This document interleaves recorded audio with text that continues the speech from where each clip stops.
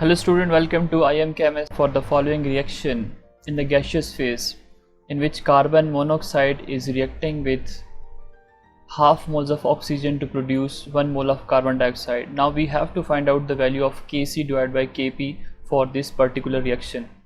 Now first of all we have an equation which says that Kc is equal to Kp RT delta N.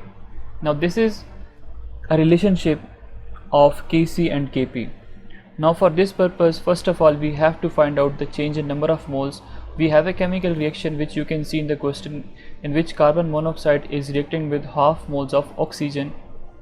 It is a reversible reaction and it is producing 1 mole of carbon dioxide. Now how many moles of carbon monoxide are there? 1 mole. And how many carbon dioxide are producing? 1 mole carbon dioxide is producing. So first of all we have to find out the change in number of moles, and change in number of moles are equal to number of moles of product minus number of moles of reactant. These two are our reactant while this one is our product.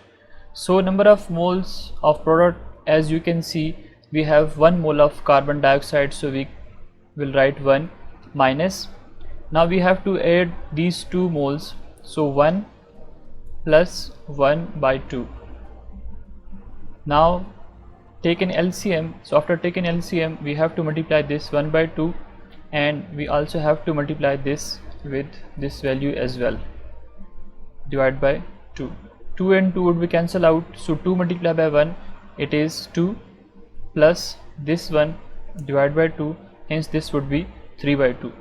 So 1 minus 3 by 2. 3 by 2 are the number of moles of what? Reactants.